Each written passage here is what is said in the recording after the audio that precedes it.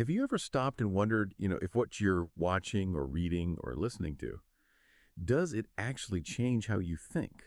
Or maybe even how you act? It feels like a really big question these days, doesn't it? And the idea that media has this deep influence on us, well, it's something research has been digging into for a long time. Welcome to the Deep Dive. Today, we're going to explore that really fascinating, kind of complex relationship between media, the content, how it's presented, and us, the people consuming it. Our mission here is to pull out the key insights from a whole stack of sociological research, specifically looking at how media and, especially violent stuff, might actually be shaping us. The material we're drawing on today comes from academic work, research findings. It gives us a lot of different angles on the theories and the big debates around media effects. So let's just dive right in the core question.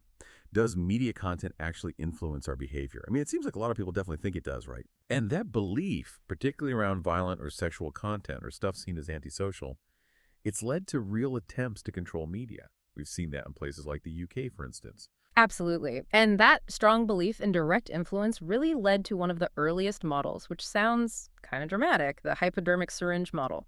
The basic idea is pretty straightforward. Media injects messages directly into a passive audience, like a needle. Needle, wow. Yeah. And the expectation was a uniform, predictable behavioral response. It posits this very direct cause and effect link. Simple, almost mechanical. And there's a classic study often used to illustrate this, though it's debated now, of course. Bandura's Bobo doll experiment back in 1963. Basically, they had kids watch adults being aggressive towards this inflatable doll, a Bobo doll. Some saw it live, some on film. Right, I remember hearing about this one. And what they found, or seemed to find, was that the kids who saw the aggression, regardless of whether the adult was rewarded or punished, they tended to imitate it. So this really provided some early apparent support for that direct effects idea. The whole copycat violence concept stems partly from this kind of thinking. It was foundational, even if we see it as quite simplistic now. Okay, so the early thought was basically, see violence, do violence, like a direct injection.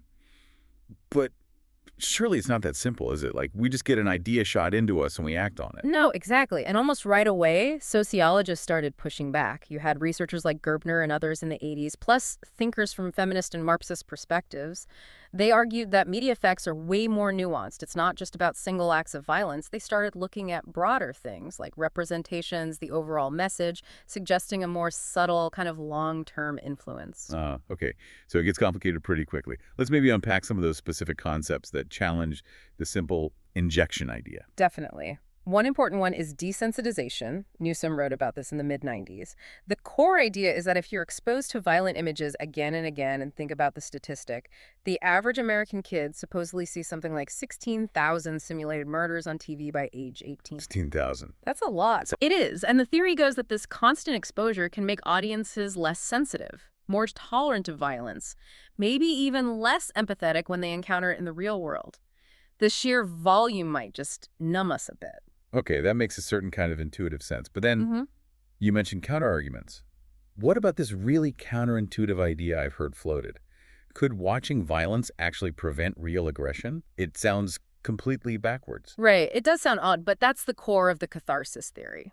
Feshbach and Singer proposed this back in '71. Their hypothesis was that consuming violent media acts as a kind of safe outlet, a vicarious release for your own aggressive impulses. So watching a fight scene might actually calm you down. That's the theory. By experiencing it secondhand, you supposedly release that pent-up aggression, making you less likely to be aggressive in real life. It's literally the opposite of desensitization. It suggests media could be, a kind of pressure valve. Wow. A pressure valve. That's a fascinating way to think about it. Are there other ways media might sort of prevent real-life issues or maybe provide positive outlets beyond just dealing with aggression? That's a great point, and it connects directly to why people use media in the first place.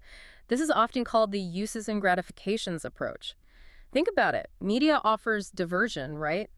Escaping everyday worries. Watson talked about this. Just zoning out with a show. Yeah, definitely do that sometime. Or think about personal relationships. You chat with friends about a series you're all watching, the characters. It builds social bonds. Then there's personal identity.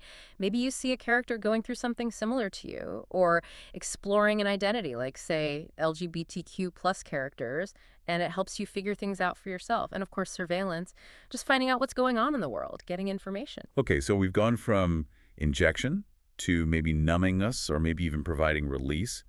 But this uses and gratifications idea, it suggests something else. It suggests that maybe you, the listener, aren't just passively soaking this stuff up. Maybe you're an active player. Exactly. That's the crucial shift.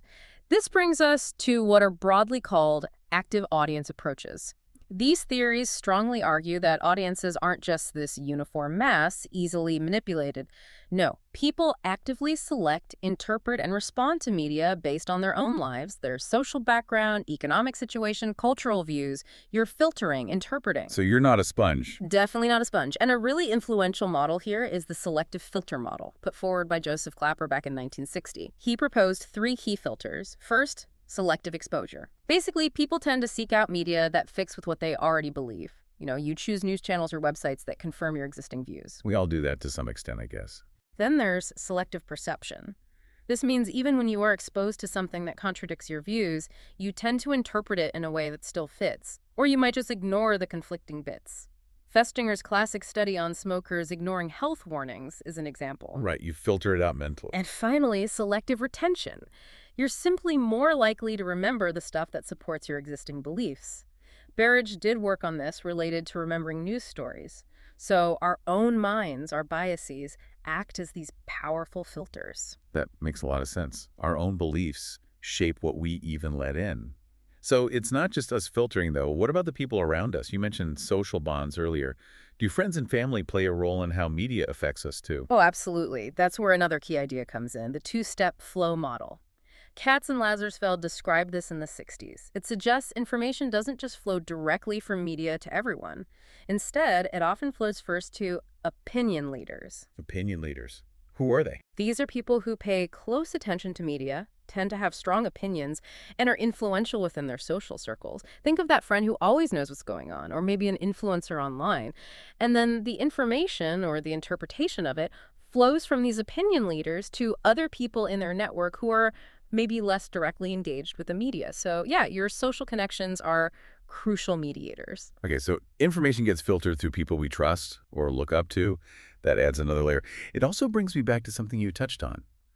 The reasons people use media. Does the why really change the effect? Hugely. And this is the heart of the uses and gratifications model we mentioned from Blumler and McQuail. It flips the question. Instead of asking, what does media do to people? It asks, what do people do with media? Ah, okay. Active choice again. Exactly. People actively seek out media to satisfy specific needs. Maybe it's just entertainment, pure escape. Maybe it's social interaction, talking about the show later. Maybe it's figuring out personal identity. Or just getting information surveillance. Because everyone's needs and motivations are different, this model argues you can't have uniform media effects. It depends entirely on why you're engaging with it and what you're hoping to get out of it. Right. So we've journeyed from this idea of a simple injection through desensitization, catharsis, and now landed on a very active audience, filtering information, using media for specific reasons, influenced by social circles. But let's zoom out even further. What about the big picture, like societal structures, power, ideology? How does that fit into what we see and how we react? That's where things get really macro, looking at society as a whole. This brings us to the cultural effects model. Thinkers like Miliband and later Curran argued that media, often owned by powerful corporations or influenced by state interests, tends to transmit dominant ideologies. Often, these are capitalist values, ways of thinking that support the existing social structure, the status quo. So media as a tool to keep things the way they are. In this view, yes. It's seen as shaping our collective understanding, subtly influencing public beliefs over the long term, making certain ideas seem like common sense while perhaps marginalizing others. It's about shaping the cultural climate. That sounds, well, quite powerful, almost like a form of social control. But surely it can't be just about reinforcing one single perspective. People argue, people disagree with media messages all the time, don't they? That's the key criticism, exactly. Critics argue the cultural effects model can be too deterministic, meaning it implies people are just passively soaking up these dominant ideologies without any resistance or independent thought. It sometimes overlooks audience agency. Agency, meaning our ability to think for ourselves. Precisely. And this critique leads us towards a more postmodern approach. Postmodern thinkers tend to be skeptical of grand theories and fixed realities. They emphasize that media images aren't stable, their meanings are constantly shifting. A crucial concept here is that media texts are polysemic. Polywide. Polysemic. It just means having multiple meanings, multiple potential interpretations. Right. Like a complex piece of art or poetry. Different people can read it in very different ways. Okay, so the same TV show could mean different things to different viewers. Exactly. Postmodernism suggests audiences actively engage with these multiple possible meanings and construct their own understanding. There isn't one single message being injected or even subtly transmitted. There's a range of possibilities that audiences navigate. So ultimately, trying to grasp media's influence isn't about finding one simple answer like cause and effect. It means looking at the whole picture. The content itself, yes, but also the active role you play as an audience member, your social context, the broader cultural forces, and the fact that meaning itself is often slippery and open to interpretation. What a journey. Seriously. We started with that almost comically simple syringe model. Media just shoots ideas into us. And we've ended up in this incredibly complex space. Yeah. It really shows how our understanding has evolved, acknowledging just how intricate this whole relationship between media and us really is. It really has. And I think what's so valuable about understanding these different theories, even the ones that contradict each other, is that it empowers you as someone who consumes media, being aware of these potential effects, these different ways of thinking about influence. It really equips you to think more critically. And that feels more essential than ever in the kind of information environment we live in today. Absolutely. Critical thinking seems key. So let's end with this thought, connecting back to that idea of polysemic content, that media is open to multiple interpretations. If that's true, what responsibility does that place on you, the listener, to actively analyze and question the media you consume, rather than just letting it wash over you, something to chew on?